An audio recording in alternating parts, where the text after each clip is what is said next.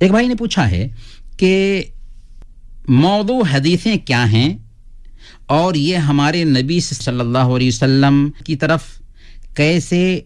منسوب کی گئیں؟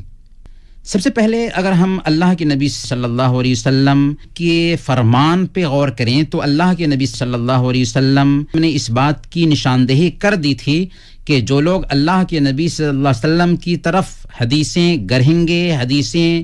منسوب کریں گے، ان کا ٹھکانہ جہنم ہے، جیسا کہ اللہ کے نبی صلی اللہ علیہ وسلم نے بیان فرمایا کہ من کذب علی متعمدا فلیتبوأ مقعدہ من النار، جو کوئی بھی میرے اوپر جان بوجھ کر کے جھوٹ بولے وہ اپنا ٹھکانہ جہنم بنا لے۔ اسی طرح سے اللہ کے نبی صلی اللہ علیہ وسلم نے صحیح مسلم کی روایت کے مطابق بیان فرمایا من حدث عنی بحدیث یرى انہ کاذب فهو احد الکاذبین، کہ جو کوئی میری طرف سے کوئی ایسی بات بیان کرتا ہے جس کے بارے میں اس کو پتہ ہے کہ یہ جھوٹ ہے تو وہ جھوٹ بولنے والوں میں سے ایک جھوٹ بولنے والا ہے۔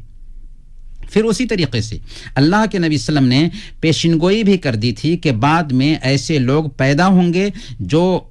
من گھڑت حدیثیں بیان کیا کریں گے، حدیثیں بنایا کریں گے اور میری طرف منسوب کر دیں گے، جیسا کہ صحیح مسلم کی روایت ہے۔ اللہ کے نبی صلی اللہ علیہ وسلم نے ارشاد فرمایا کہ سیکون فی آخر الزمان اناس من امتی یحدثونکم بما لم تسمعوا انتم ولا آباؤکم فایاکم وایاہم، کہ آخری زمانے میں میری امت کے کچھ لوگ ایسی حدیثیں بیان کریں گے جن کو نہ تم نے سنا ہوگا اور نہ ہی تمہارے آباء و اجداد نے سنا ہوگا، تو تم ان سے بچے رہنا اور وہ تم سے بچے رہیں۔ اس سے پتہ یہ چلا کہ اللہ کے نبی صلی اللہ علیہ وسلم نے ایسے لوگوں کے بارے میں نشاندہی کر دی تھی، اور واقعی وہی ہوا۔ اللہ کے نبی صلی اللہ علیہ وسلم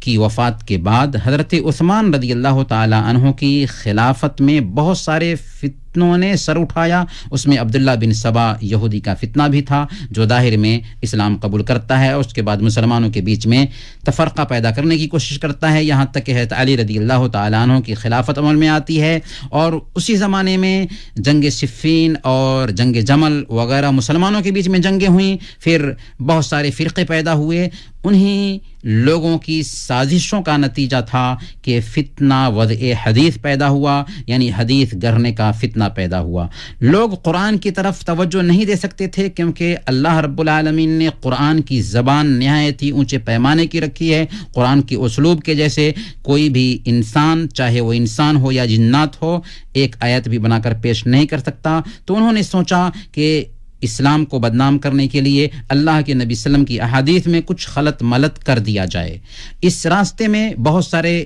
دین سے تعلق رکھنے والے لوگ بھی شامل ہو گئے تھے، جیسا کہ یحییٰ بن سعید القطان رحمۃ اللہ علیہ نے کہا کہ ما رأیت الصالحین فی شیء اشد فتنۃ منہم فی الحدیث، کہ نیک لوگوں کو حدیث گڑھنے کے بارے میں بھی ہم نے فتنے کا شکار پایا۔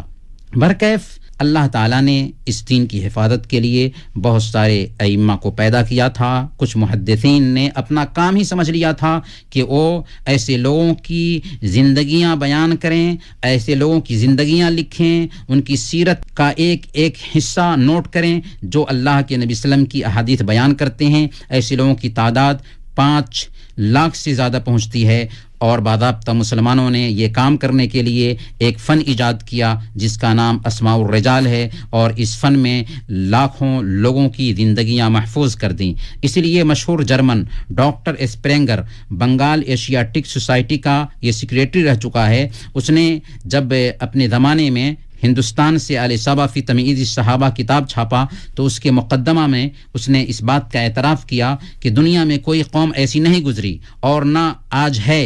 جس کے سورسز آج پورے طور پر محفوظ ہوں سوائے مسلمانوں کے، کہ مسلمانوں نے اس کے لیے باضابطہ ایک سلسلہ شروع کیا اور اسماء الرجال کا فن جاری کیا جس میں 5 لاکھ سے زیادہ لوگوں کی زندگیاں محفوظ ہیں۔ کہنے کا مطلب یہ ہے کہ آج ہمارا دین محفوظ ہے اور اللہ کے نبی صلی اللہ علیہ وسلم کی ایک ایک باتیں محفوظ ہیں۔